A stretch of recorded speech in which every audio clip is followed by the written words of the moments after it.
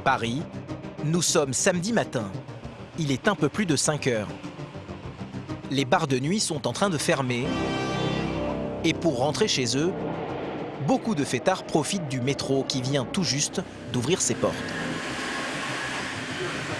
Au quartier général de la police des transports, Mallory et Thomas sont aux aguets, les yeux rivés sur les écrans de leurs caméras de surveillance. À mon avis, il est complètement endormi. Les lendemains de fête, leur crainte, ce sont les délinquants qui profitent des fêtards ivres et endormis dans le métro pour les détrousser. Comme ces hommes, sur ces images vidéo enregistrées par Mallory quelques jours plus tôt. On les appelle les détrousseurs de l'aube. Pour les repérer, les policiers ont à leur disposition un impressionnant maillage de caméras. 13 000 au total, que Mallory manipule grâce à ce joystick.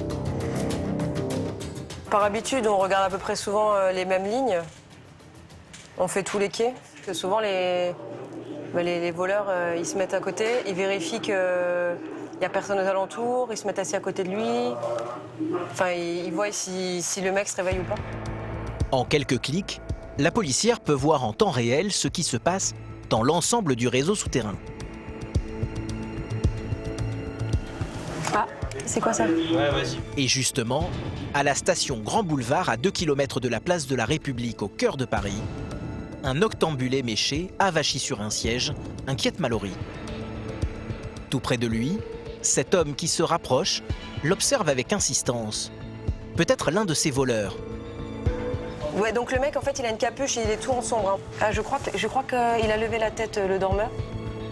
À cette distance, difficile de voir avec précision si l'homme est bien en train de passer à l'acte. Dans le doute, Mallory prévient une unité de police sur le terrain. Oui. Il y a un dormeur à Grand Boulevard, la ligne 9, direction Pont-de-Sèvres. Donc on surveille à voir. Il y a quelqu'un qui s'est assis à côté, mais 2-3 sièges plus loin. Donc avant d'envoyer, après, si vous pouvez jamais vous rapprocher. À l'autre bout de Paris, une équipe se tient prête à intervenir à la moindre alerte. 3 policiers en uniforme et un en civil. Habillé en sombre avec une capuche tout en noir, en tête de quai. À leur tête, le capitaine Nathalie, 36 ans. On attend. Les policiers veulent prendre le suspect en flagrant délit. Alors pas question de faire irruption sur le quai tant qu'il n'est pas passé à l'acte. L'oreille collée au téléphone, Nathalie attend le feu vert de sa collègue Mallory. Ce sont ses yeux. Le problème, c'est que si on intervient et que la personne n'a rien fait, il n'y aura pas de suite judiciaire. Il se lève, il change de côté. Pour le moment, rien n'indique qu'il s'agisse d'un voleur. Il a pris quelque chose là? Il a quoi dans la main? Ah, je sais pas, mais non, il fume une clope. Ah, il fume une clope? Ouais. Ok, il fume une cigarette. Dans le doute, Nathalie décide d'envoyer son collègue en civil en reconnaissance. Vous y allez, Gino, vous regardez? Ah, d'accord, c'est le mec. Mec en sombre, il est parti, il s'est posé. Mais le policier ne va pas avoir le temps d'atteindre le quai. En une fraction de seconde, la situation bascule. Ah oui, il est en train de le travailler. Ah oui, là, il le travaille. il se penche dessus, ça se Il se penche dessus, il lui fait les poches là. Bon, on va le taper maintenant. On y va, on contrôle. Il faut faire vite, car le suspect peut à tout moment prendre la fuite en métro. Il prend la rame, il faut qu'il tape le contrôle, ouais. Allez-y, parce que le mec il va monter dans la rame. Oui, donc Gino il va le voir. Et Gino il arrive, il va le voir. Voilà. Il était moins une. L'individu est maîtrisé, mais problème, il affirme ne rien avoir à se reprocher. Mis à part sa cigarette allumée, ce qui est interdit dans le métro. Bonjour monsieur, c'est la police. On éteint la cigarette, monsieur. On va faire un contrôle. Levez-vous, monsieur. Levez-vous, monsieur, on va faire un contrôle. Non, il faut regarder, il n'y a rien, je vous ai pas, je vous ai dit, bougez pas. À côté de lui, le fêtard commence à reprendre ses esprits et il ne trouve plus son smartphone. Il était allumé ou pas? Allumé avec une sonnerie? Vous écoutez si ça sonne? Nathalie compose son numéro. Ça sonne. Il est sur vivre. Les policiers ne s'étaient pas trompés. Le suspect a bien dérobé le téléphone. Quoi? Dans la poche? Ok. On l'a retrouvé, il l'avait mis dans son sac apparent. Là, il est tôt, donc je pense que c'était sa première victime. Et on a des personnes qui font ça toute la matinée. Voilà. Qui volent plusieurs fois, donc des fois, c'est arrivé qu'on trouve 3 ou 4 téléphones. Cette fois, le fêtard a eu beaucoup de chance. Son smartphone vaut plus de 500 €. Sans l'intervention de Nathalie et de ses hommes, il se serait fait plumer. Les policiers vont également découvrir que l'homme était prêt à tout pour parvenir à ses fins. Arrête de filmer, je te dis. Arrête de filmer, on va arrêter. Sur lui, Nathalie va retrouver des armes de catégorie D qu'il est interdit de transporter. Moi, le monsieur avait ça dans son sac. 2 couteaux. Des fois, ils s'en servent pour couper les poches des victimes aussi. Donc, quand ils n'arrivent pas à sortir les objets, ils découpent les poches avec un couteau ou une lame de cutter. C'est plus facile. Ou pour menacer la victime si elle se réveille et qu'elle se montre agressive. Pour le port de ses couteaux et le vol du téléphone portable, l'homme risque jusqu'à 3 ans de prison et 45 000 € d'amende. Chaque année, dans les transports en commun parisiens, plus d'une centaine de fêtards sont victimes de ces voleurs un peu particuliers. Je sais pas ce qui se passe. Ça descend. Il est 8 h, le métro commence à être bondé. Derrière leurs écrans, Mallory et Thomas restent sur leur garde, car de nombreux autres dangers guettent les usagers. Avec ses 220 km de voies et plus de 300 stations, le métro parisien est l'un des plus grands réseaux souterrains du monde. 5 millions de personnes entrent dans ces rames chaque jour. Pour les Parisiens, c'est un moyen efficace pour se déplacer dans la capitale. Mais le métro attise aussi la convoitise des délinquants en tout genre. Agressions, vols à l'arraché, bagarres et règlements de compte, chaque année, plus de 50 000 délits y sont répertoriés par les forces de l'ordre. C'est environ 150 par jour. Ils sont partis par où? Pour contrer les délinquants et assurer la sécurité des usagers, 1300 policiers de la préfecture de police de Paris arpentent ces galeries jour et nuit. Contrôle d'identité, filature, surveillance et arrestation. Pendant 4 mois, nous avons suivi leur quotidien souvent mouvementé. S'il vous plaît, vous pouvez l'accueillir, Au quartier général de la police des transports, Mallory va avoir du fil à retordre avec des pickpockets. Chaque jour, des bandes organisées descendent dans ces couloirs pour faire les poches des usagers. Lui, il est là, il travaille, ça bosse. Philippe est brigadier chef à la compagnie. C'est la plus grosse unité de police des transports en commun parisiens. Du simple conseil aux touristes égarés, aux alertes attentats, le policier effectue en moyenne plus de 10 km par jour, souvent au pas de course. Oh! Hé! Fais demi-tour! C'est incroyable ça, attends. Avec sa casquette sur la tête, Élie travaille en civil pour traquer incognito les dealers de crack du métro. C'est devenu un fléau. Dans certaines stations, les toxicomanes ne se cachent même plus pour fumer leur drogue. Mais le policier doit s'armer de patience pour attraper les dealers et les faire avouer. Alors, tu as avalé un peu de crack ou pas? Non, je n'ai rien là. Ah, d'accord. Mais tu en vends? Non, non. Ah, très bien. D'accord. Qui sont ces délinquants qui opèrent dans le métro? Quelles sont leurs tactiques? Et comment les policiers font-ils pour les arrêter? Enquête sur la face cachée des transports en commun parisiens.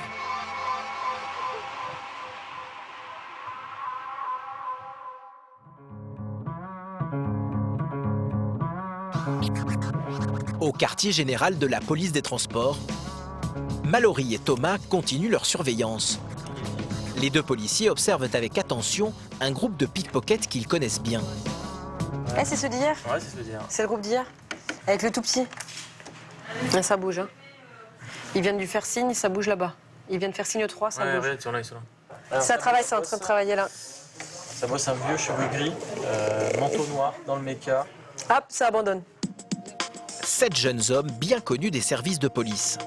Ils appartiennent à la communauté rome. Plusieurs d'entre eux sont mineurs, mais ils sont très rusés. La veille, Mallory et ses équipes ont tenté de les arrêter en flagrant délit, mais les jeunes ont réussi à s'échapper. Hier, ils ont bloqué l'escalier en fait, mécanique. je dirais Et pas où ça pendant va, que c'est l'escalier une mécanique caméra. était bloqué, ils aident à porter les valises. Il y en a un qui fait semblant d'aider les personnes à Ah non, porter les ils ont valises. stické, carrément. Et l'autre, en attendant, mais il a fait les poches. Ouais, c'est Il y stické. en a un qui a détourné l'attention en disant bah, Madame, je vous aide. Et après, l'autre, il lui a fait les poches. Cette fois, les policiers espèrent bien les coincer. Mallory veut les prendre la main dans le sac. Mais elle va avoir une surprise. Les jeunes sont très malins. Ils savent que les policiers les observent avec leurs caméras. Et ils ont trouvé une parade. Et hop, ils bougent la caméra. Le mec, il croit qu'on le voit pas, tu sais. C'est tout le temps le même qui le fait chaud. Dans le métro, la plupart des caméras sont mobiles. L'un des jeunes est chargé de les faire pivoter vers le plafond pour les rendre inopérantes. Quand elles sont fixes, il a également une technique. Obstruer l'objectif avec un bout de papier. Souvent, c'est soit avec la salive, ou soit des fois, bon, ils prennent un chewing-gum pour coller le papier. Grâce à cette astuce, les 7 jeunes se sont volatilisés. Mais heureusement, le métro est équipé de plusieurs milliers de caméras. Alors, même en étant très organisé, impossible de toutes les neutraliser. Et Mallory ne va pas tarder à retrouver leurs traces. S'ils reviennent sur le quai, c'est là. Et si ça part là, 219, c'est là. Retrouvé. Ils sont assis là, en fait. Ça donne sur un... Vous voyez les pieds juste là. Pas de doigts. C'est tous ceux qui sont assis là. Et ils regardent tous les gens qui sortent du métro. Et s'il y en a un qui se lève, et ils suivent derrière. Avant qu'ils ne disparaissent à nouveau, Thomas prévient ses collègues sur le terrain. Ils sont 6 ou 7. Ouais, les Romains. Non, les Romains. Avec ses hommes, le capitaine Nathalie est à moins d'1 kilomètre du musée d'Orsay. C'est à cette station que se trouvent les 7 jeunes. Elle aussi les connaît bien. En fait, ils n'ont rien à faire de leur journée, donc c'est leur seule occupation. C'est traîner dans le métro et puis à l'occasion, essayer de voler quelque chose. Et ils font ça toute la journée. Nathalie décide de se positionner à l'entrée du métro. Dans la station, les jeunes Roms ne sont pas passés inaperçus.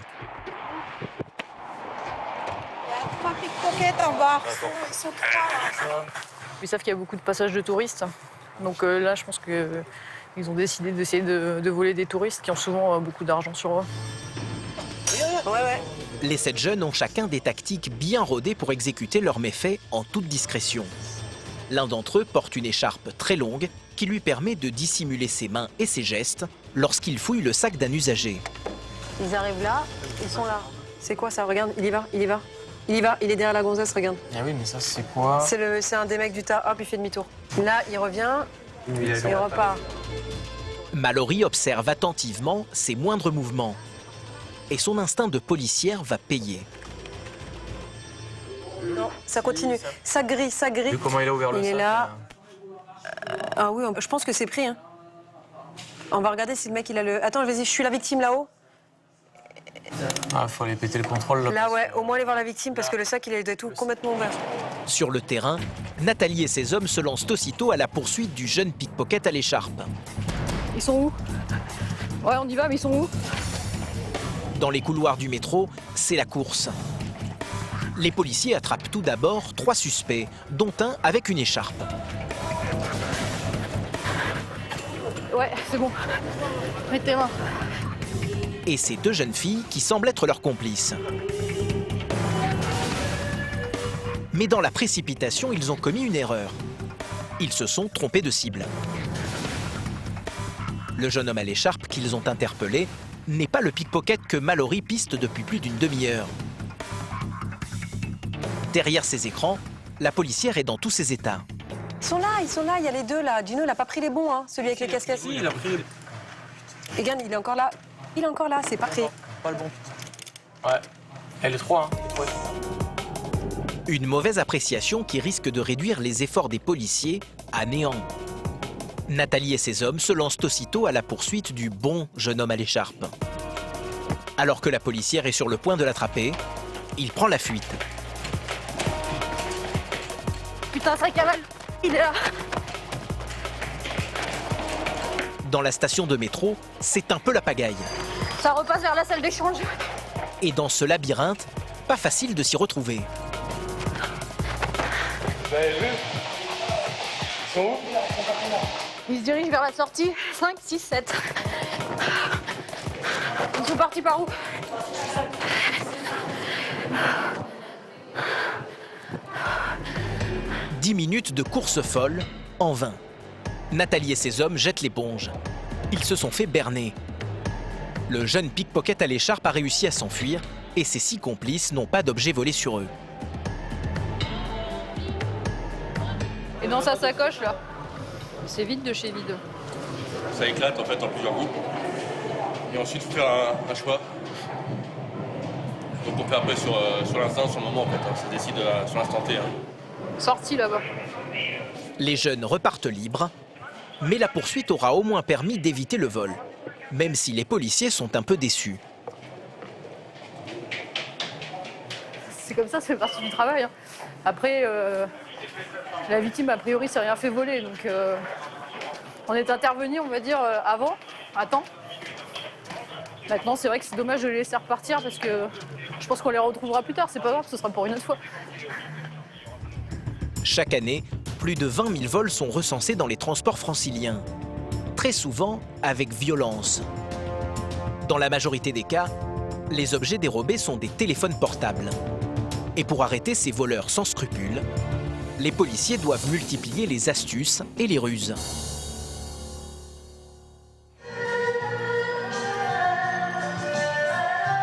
Ce matin, avec ses hommes, le brigadier-chef Philippe patrouille dans les quartiers nord de la capitale.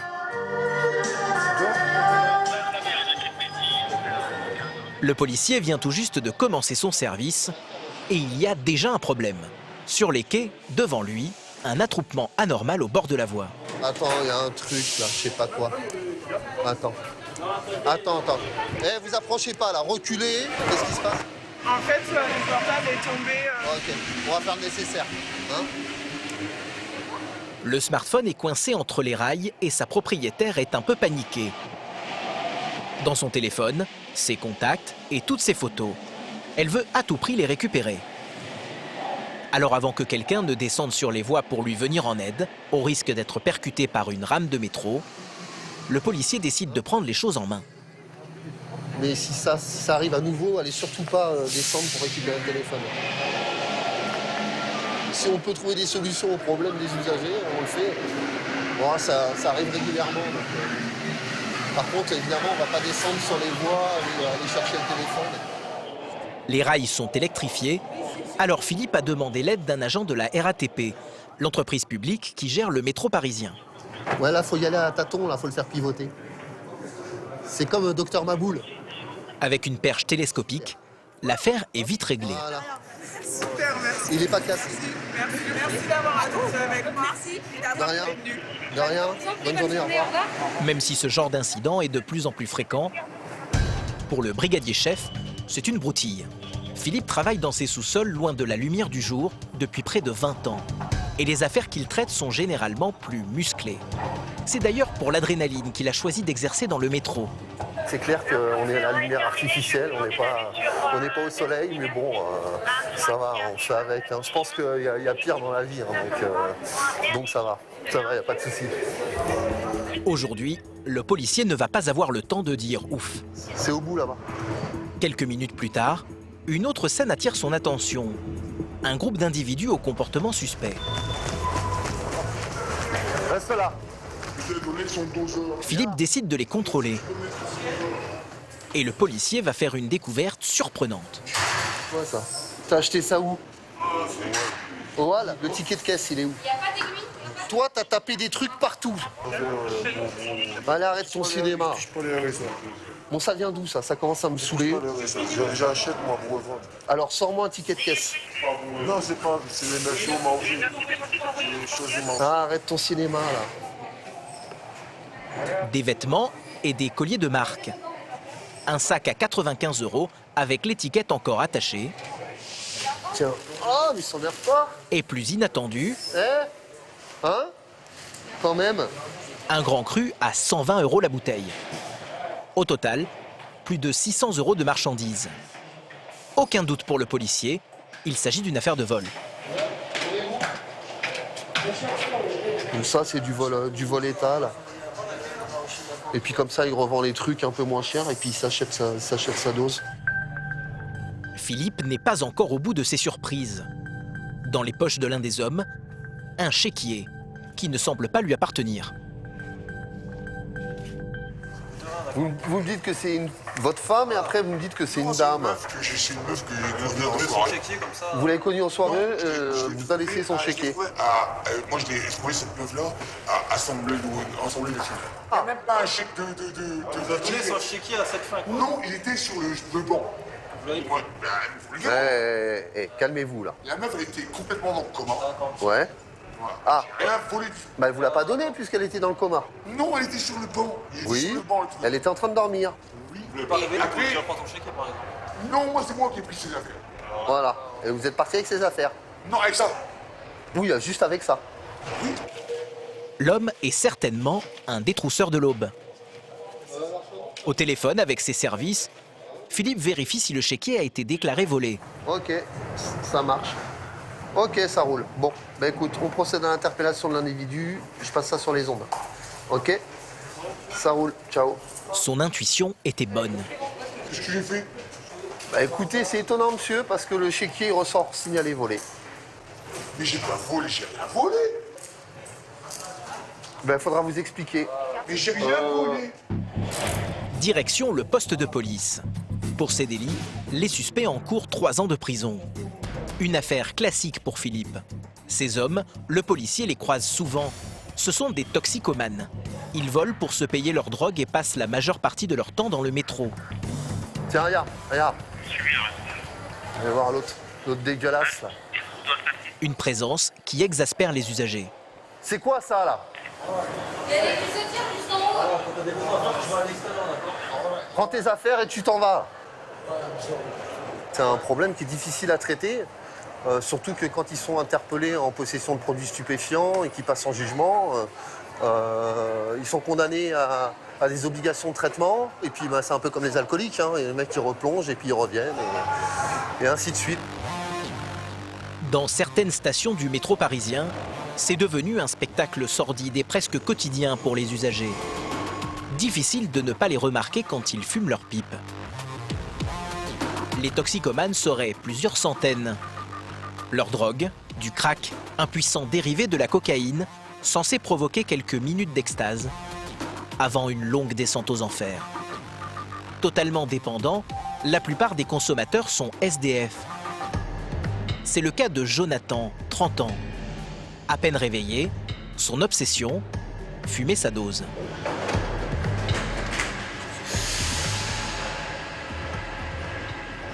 Une fois que tu commences à fumer, bah, tu recherches toujours à fumer après, quoi. Parce que c'est de la merde, tout simplement. De la merde. C'est simple. Au jour d'aujourd'hui, ça m'a coupé déjà, moi, de presque tout. Il y a encore 5 ans, le jeune homme était charcutier-traiteur en banlieue parisienne. Problèmes familiaux, accident de la vie, Jonathan se retrouve à la rue et il tombe accro au crack. Aujourd'hui, les seuls biens qui lui restent sont quelques effets personnels qui tiennent dans son sac à dos. J'ai un duvet, c'est super essentiel. Ça te permet de dormir.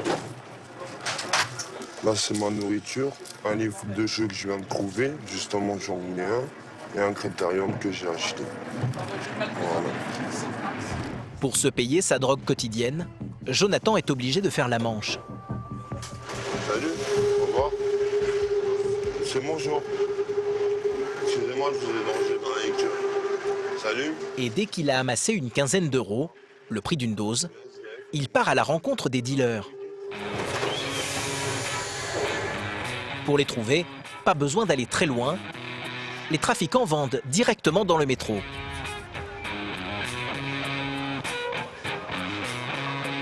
Stress. C'est pas de ça, c'est tout, c'est du prix. Ça, regarde un euro. Vas-y, là c'est bon ça. Sa dose en poche, Jonathan s'isole pour la consommer dans une station moins fréquentée. Inlassablement, il répète le même scénario tous les jours. Pour endiguer ce trafic, les policiers mènent une guerre sans merci aux dealers.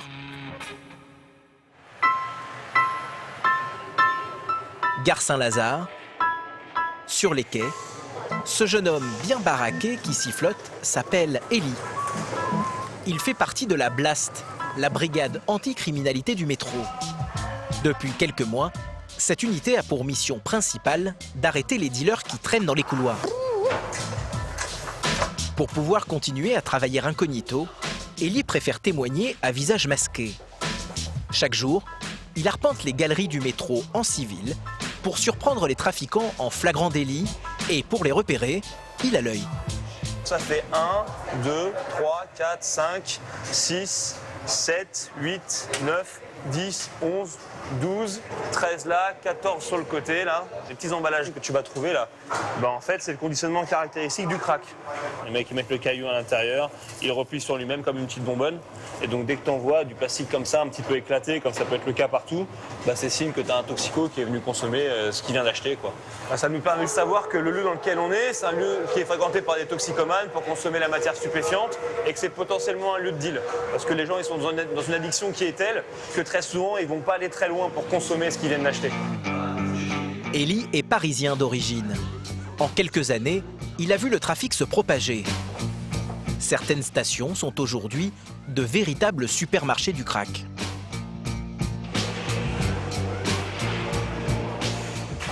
Donc sur la ligne 4, les deux principaux points rouges historiques, c'était Marcade des Poissonniers et Château Rouge en matière de trafic de crack. Là maintenant, ils se sont étalés et nous, on a bossé jusqu'à arriver au-delà des Halles.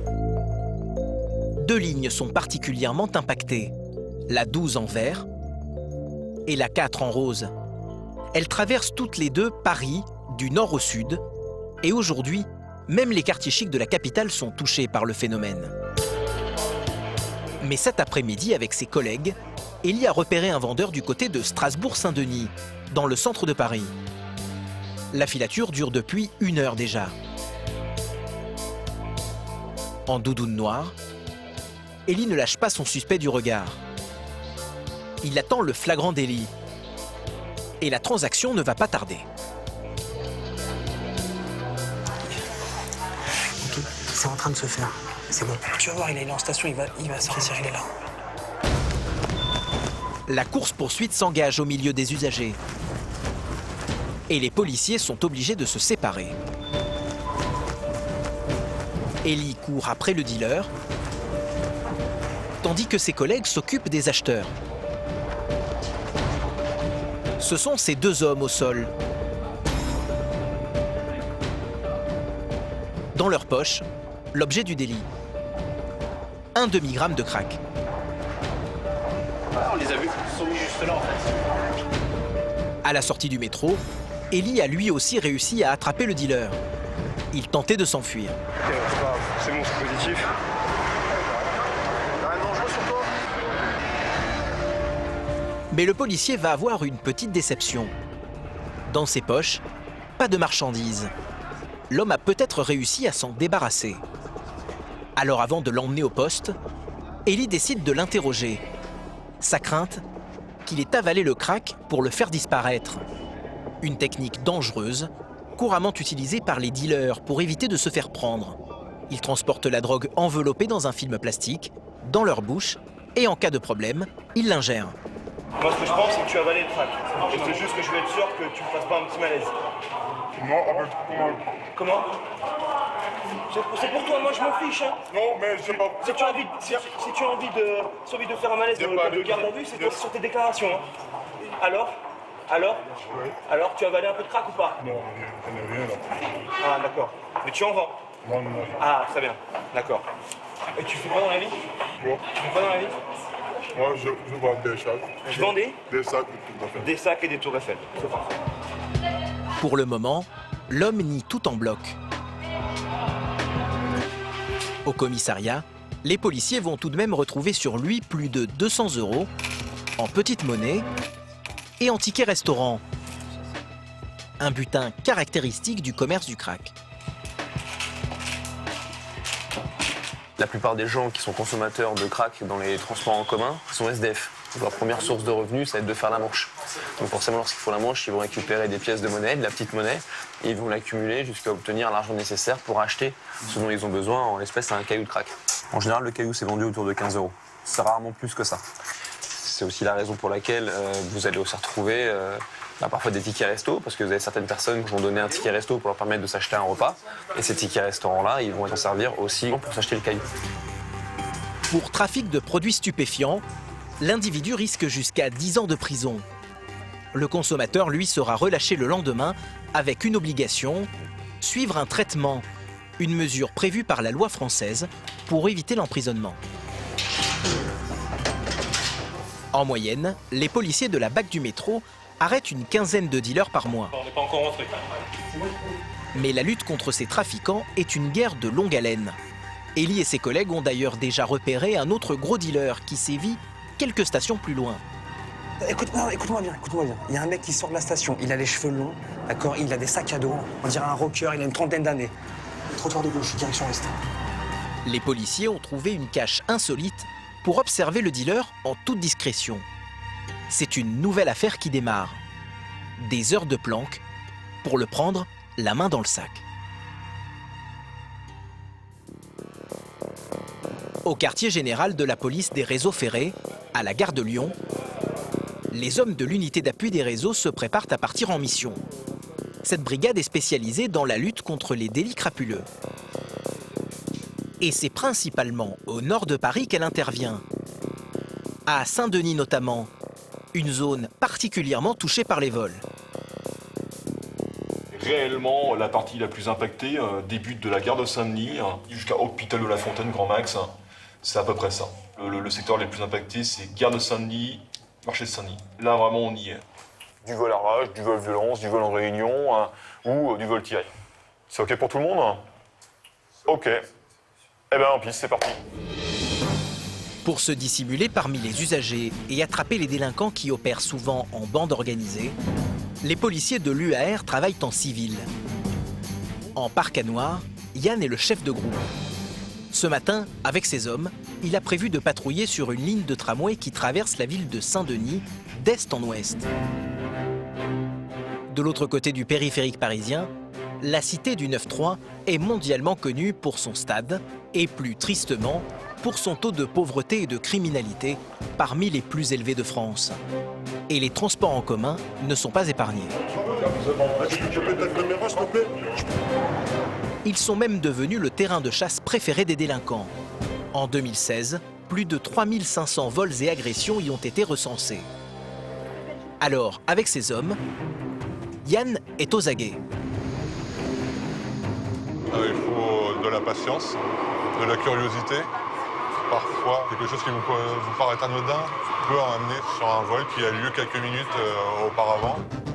Et justement, le policier vient de repérer une vieille connaissance qu'il a déjà arrêtée. Adossé à la rambarde de cette station, il semble être à l'affût.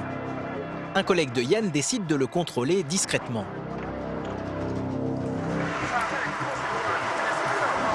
Achetez-vous, j'étais fou. Dégage alors. Pourquoi tu restes ici? Tu vas retourner en prison, je te le dis, parce que moi. 4 mois. Oui, mais moi je te remets un an, je m'en fous, moi, je te le dis. Donc ne reste pas. Je veux pas te voir. L'homme n'a rien dans ses poches, mais Yann et ses hommes sentent qu'ils patrouillent au bon endroit. Et ils ne vont pas tarder à repérer un autre individu suspect. Cet homme au blouson noir avec un logo rouge dans le dos. Discrètement, les policiers décident de le filer. Et leur flair va payer. Sous leurs yeux, l'individu profite de l'heure de pointe et de la promiscuité pour faire le sac d'une voyageuse. Ouais, je t'ai dit. Ah, comment t'as pas touché? Mais aujourd'hui, l'homme a commis une maladresse. Sa victime s'est aperçue de son petit manège et elle n'est pas du genre à se laisser faire. Vous avez touché, vous avez ouvert là. J'ai vite, c'est pas possible. T'as pas hâte. Laisse tomber quoi? Pris la main dans le sac, l'individu préfère s'enfuir. Yann et ses hommes se mettent à ses trousses, car il n'en est peut-être pas à son premier vol de la journée. Non, suivez-le, suivez-le, suivez-le. Qu'est-ce qu'il a essayé de faire, madame? Ben, il a ouvert mon sac. Il a ouvert votre sac? Il a ouvert mon sac, mais bon, oui, il a pris rien. Heureusement pour elle, la mère de famille connaît la tactique des voleurs par cœur. Et elle prend ses précautions. Quand elle utilise les transports en commun à Saint-Denis, c'est avec un sac particulièrement difficile à ouvrir. C'est pour ça qu'on a acheté ce sac. Parce que l'État ouvre là, ou bien ils ouvrent comme ça, pour mettre jusqu'au fond. Parce que moi, je sais le système pour les tramways. Yann et ses hommes ont pris le voleur en filature et ils ne le lâchent pas d'une semelle. Mais pour le moment, impossible de l'interpeller. Les policiers préfèrent agir dans un endroit plus discret pour éviter un attroupement. Il faut savoir se fixer des limites sécuritaires, savoir ce qu'on peut faire, ce qu'on ne peut pas faire. Si on ne peut pas interpeller en sécurité, on aura toujours le moyen d'interpeller l'individu plus tard. Et ils vont avoir de la chance. Le voleur présumé vient de s'engouffrer dans un hall d'immeuble avec un autre homme. Une occasion en or pour l'arrêter. Yann donne le signal à ses hommes. C'est pas acceptable ça, monsieur. Hein? C'est pas acceptable. Tu jettes ta cigarette et tu te mets là. Je t'expliquais, tu baisses le ton. C'est moi. Il n'y a pas de problème. Pris au piège, le voleur présumé à gauche n'oppose pas de résistance. Pour le moment, les policiers n'ont contre lui qu'un témoignage pour tentative de vol. Mais surprise, dans ses poches, ils font une découverte étonnante. Un smartphone à plus de 400 €. Probablement volé. Problème, l'appareil est à court de batterie. Impossible de l'allumer pour vérifier. Alors l'un des policiers tente de faire parler le suspect. Tu l'as pris où là? Tu viens de le prendre? Non, je n'ai pas pris, non, c'est un moment, je suis pas un voleur. Il vient de vous le téléphone. Je l'ai acheté au plus. Non. Bon, si, j'ai acheté au plus. Combien tu l'as acheté? J'ai acheté ça à 80 €. 80 € un téléphone. 80 €? Ah ben, je fais des affaires, toi. Tu l'as pas payé cher, hein? Hein? Tu l'as pas payé cher. Écoute-moi, écoute bien ce que je vais te dire. Tu sais qu'ici, les vols, c'est un fléau. Nous, on est là tout le temps. Je vais pas te la faire à l'envers. Pour moi, ça, c'est un téléphone volé. La victime, je vais la retrouver. Je sais pas te la faire à l'envers, je t'explique les choses. Donc la victime, moi, je vais la retrouver. À partir de là, si toi, tu mens, la victime va pas précis. Je peux pas que tu coopères. D'accord? Tu coopères? Il n'y a pas de problème. J'ai rien volé. Non, j'ai rien volé du tout. L'homme campe sur ses positions. Alors pour le faire craquer, un collègue de Yann tente un dernier coup de pression. Écoute, il y a des caméras dans les tramways. Depuis ce matin, tu essaies de faire des vols. Mais ça, on va le dire au officier. Non, mais je viens d'arriver. On a le témoignage de femmes. Non. Ne me dis pas non. Non. Retiens-moi tes poches déjà. Tu vas me manquer de respect. Je manque pas de respect, là. Vous me dites des choses qui s'avèrent faux, là. Ça va faux? Bon, d'accord. Bon, on va voir au commissariat, de toute façon. Bon, on va aller au commissariat, on va décanter ça. Pour le moment, rien n'y fait. Mais au commissariat, les policiers vont très vite obtenir des réponses à leurs questions. L'homme est déjà fiché pour des vols du même genre. Et alors qu'il est interrogé par un officier de police judiciaire, le téléphone, branché sur secteur, reprend vie et livre enfin ses secrets. En fond d'écran, ce n'est pas la photo du suspect qui apparaît, mais bien celle d'une femme avec son enfant dans ses bras. Je l'ai acheté comme ça. Avec les photos et tout. Tiens, deuxième page. T'as le code? Non. T'achètes un téléphone, il n'y a pas le code. T'allais faire comment? Je suis fait arnaquer. Ah, tu te fais arnaquer. Malgré l'évidence, le suspect continue à nier. Mais les policiers n'ont plus aucun doute.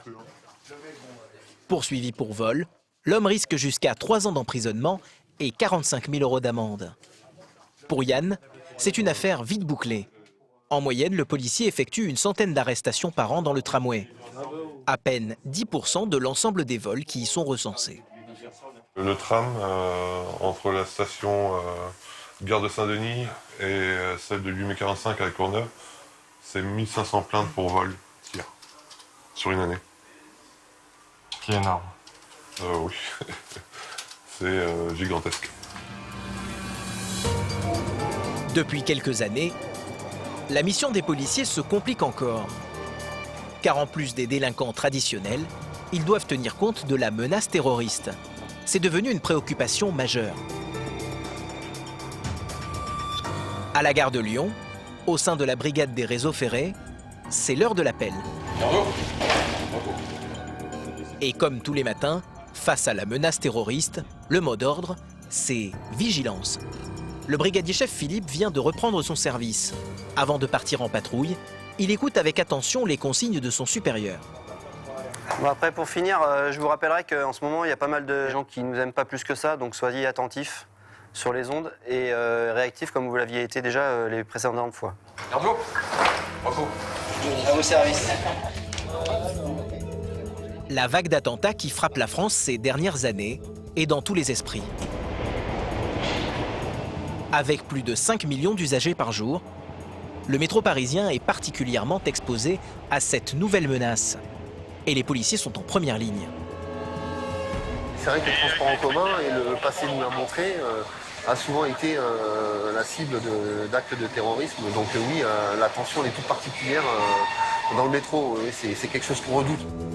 Contre la menace terroriste, les policiers multiplient les contrôles. L'effet se veut dissuasif. Mais le risque d'attentat a engendré un nouveau problème. Des alertes à la bombe de plus en plus nombreuses. Oui, BJR Réseau, Alpha 9 quitte la base et se dirige au secteur. Alors que l'équipe est en patrouille à la station Madeleine, dans le centre de la capitale, un agent de la RATP les interpelle. Bonjour. Ici? Il est où? C'est ça? Sur le quai d'en face, un sac abandonné. Il peut s'agir d'un colis piégé. Alors les policiers doivent au plus vite établir un périmètre de sécurité. Mais la tâche est compliquée, car les deux quais sont desservis par 10 accès. S'il vous plaît, on va fermer la station, merci. Tel réseau d'Alpha 9. Donc je demande l'interruption du trafic quant à présent. Le train ne passera pas dans cette station, il y a un colis suspect, on vous demande d'évacuer. C'est un peu la panique. Inconscients du danger, certains usagers pressés oublient la menace. Et ils commencent à exprimer leur mécontentement. Pour les éloigner, Philippe n'y va pas par 4 chemins. Non, non, va là-bas, va là-bas. Non, non, on a un colis suspect. Remontez. Les gens comprennent. Ça dépend. Ça dépend. C'est pas toujours gagné. Je voudrais prendre la 12, moi, en fait. Pourquoi vous n'annoncez pas, en fait? Ça avance depuis tout à l'heure. Bah, ça fait 5 minutes. Non, mais c'est bon, là, ça va. Ça fait 5 minutes que je suis à la station, ça me dit rien. Bon, là, c'est une sortie, donc normalement. Alors que les policiers pensent avoir bouclé toutes les issues, mesdames, reculez, s'il vous plaît. Surprise. Reculez, on a un colis suspect, vous repartez dans l'autre sens.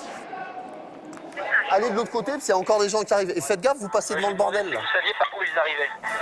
Bon, alors, il y en a 4 qui sont arrivés de je sais pas où, tu vois, faut être vigilant parce que y a toujours des usagers qui arrivent à se faufiler.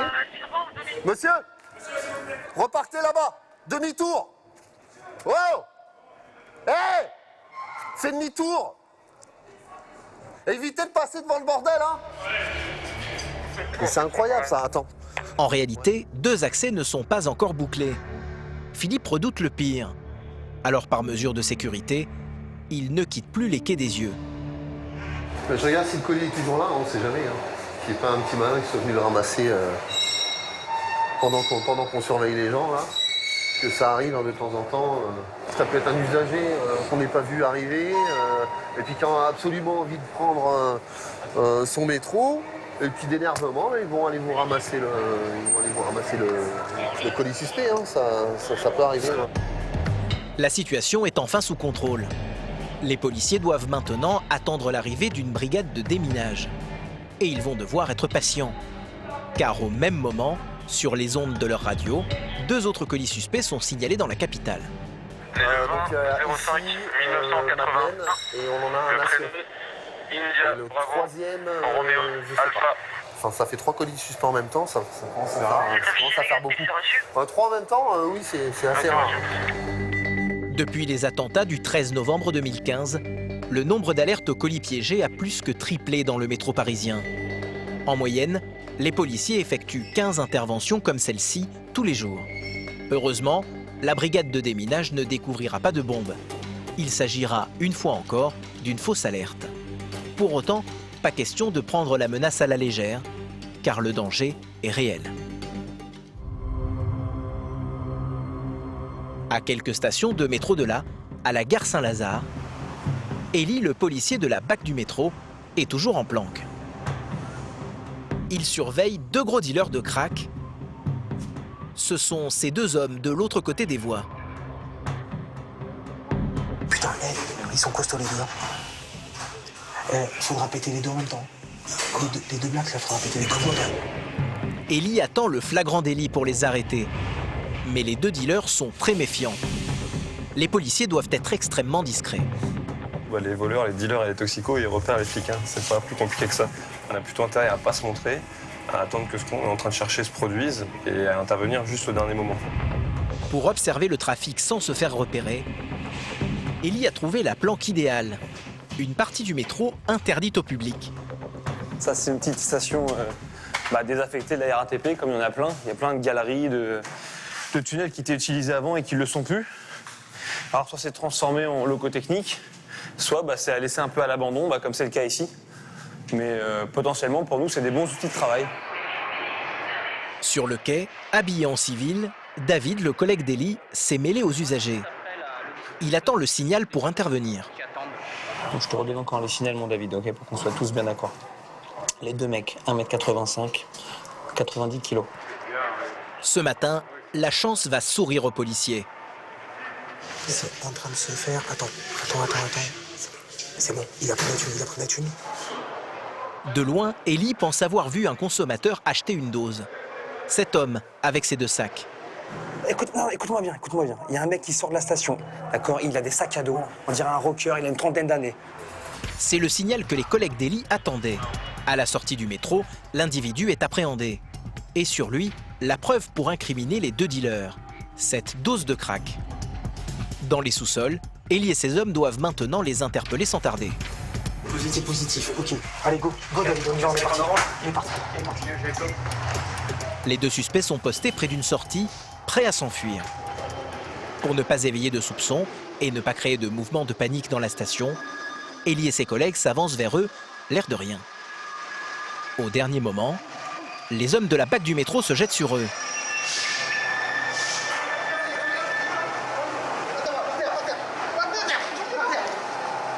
L'effet de surprise est total. Les 2 hommes n'ont rien vu venir.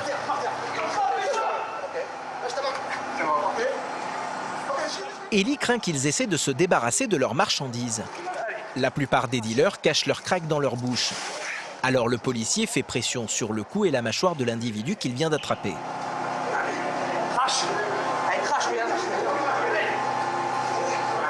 L'interpellation peut paraître violente, mais si le dealer avale une grosse quantité de crack, il peut en mourir. Ouvre ta putain de bouche là, c'est bon. Ouvre. Allez, ouvre. Bouche. C'est bon. L'homme n'a plus rien dans la bouche, mais dans les caniveaux, à l'endroit même où ils l'ont attrapé, les policiers découvrent près de 20 sachets de crack. On a tout. Il est partout là. Il est là. Ouais, je crois qu'on a tout. Le côté bon. Menottés, les 2 dealers présumés sont emmenés au commissariat. Ils vont être placés en garde à vue. Contre eux, les policiers disposent de preuves accablantes. Les 2 hommes nient pourtant l'évidence. L'individu, depuis tout à l'heure, en fait, il nous dit qu'une fois il attendait le train, ensuite qu'il vendait du café, ensuite qu'il connaît l'individu qui vendait du café à côté de lui pendant qu'il attendait le train. Voilà, donc je vais l'attendre sur les versions encore d'ici à ce qu'on le présente à la police. Au poste, Elie et ses collègues commencent par faire les comptes. En tout, les policiers ont saisi près de 8 grammes de crack. 11, 12, 13, 14, 15, 16, 17, 18. Le butin aurait pu rapporter aux dealers plus de 250 €. Une bonne prise pour les enquêteurs. Un par un, les 2 individus vont devoir s'expliquer devant l'officier de police judiciaire. Et ça commence plutôt mal. Les 2 suspects sont sans papier. Ils prétendent ne pas comprendre le français et ils donnent aux policiers de fausses identités. Ton père et ta mère, ils parlent quelle langue? Ton père et ta mère, ils parlaient quelle langue quand t'étais petit? Ton père, tu parlais... Ta mère, elle parlait quelle langue quand t'étais petit? Ils vont donner des identités qui sont un peu farfelues, comme ça, si jamais il a déjà été interpellé par des services de police. Ce qui va se passer, c'est qu'on ne pourra pas le remonter sur ses antécédents judiciaires. La plupart des dealers du métro ont déjà été arrêtés. En mentant sur leurs identités, ils pensent pouvoir tromper les policiers et éviter ainsi une condamnation plus lourde pour récidive. Un casse-tête pour les enquêteurs. Mais heureusement, ils ont à leur disposition des fichiers d'empreintes et ils finissent généralement par connaître la vérité. Écoute, arrête-les ça. Un étage plus bas, Ellie interroge le deuxième homme et il se retrouve confronté au même problème. Lors de la fouille, les policiers ont retrouvé sur cet individu 300 € en petite monnaie. Mais le jeune homme connaît bien la musique et il a des arguments pour justifier la présence de cet argent dans ses poches. Je n'ai rien vendu. Comment ça t'as rien vendu? Toute la journée on t'a surveillé, toute la journée on t'a vu. Vendre. D'accord? Tu cachais tout dans ta bouche, toute la journée on t'a vu. Tu as vendu du crack tout l'après-midi, oui toi. Non. Il a vu. vu. Tu as fait quoi? Tu as fait quoi cet après-midi? Vas-y, renseigne-moi, ça m'intéresse. Attends, mais mec. C'est quoi ça? C'est l'argent que j'ai gagné. Ah, on sent quoi? Ça a l'air intéressant, vas-y, dis-moi. Donc, pour indemniser, c'est l'argent que j'ai gagné. Ah, pour aller chez l'ophtalmo. C'est l'argent que t'as gagné pour aller chez l'ophtalmo, c'est ça? Non, c'est pas pour aujourd'hui. C'est pas pour aujourd'hui. Très bien. Qu'est-ce que tu faisais? Pour obtenir des aveux, le policier tente de jouer la corde sensible. Est-ce que tu sais ce que t'as fait, ce que tu vends aux gens? Tu sais ce que ça leur fait ou pas? Hein? Les dents qui tombent, quand ils sont pas bas, quand ils sont pas bien parce qu'ils en ont plus. Hein? Qu'après des fois ils se piquent, du coup vu qu'ils se piquent ils chopent des merdes, comme l'hépatite, le sida. Rien n'y fait. Jugés en comparution immédiate, les deux individus vont tous les deux être condamnés. 18 mois de prison ferme pour celui qui transportait la drogue et 10 mois avec sursis pour son complice. Encore une affaire résolue pour les équipes de la Blast. Ça fait des bonnes journées. Là, il est 1h du matin. On termine la procédure et le temps de rentrer. Ensuite, on aura fini vers 2h. Ce soir, Ellie et ses collègues quittent le commissariat avec le sentiment d'avoir accompli leur mission. Mais une fois de plus, ironie du sort, pour rentrer chez eux, les policiers vont devoir marcher. Car ils ont loupé le dernier métro.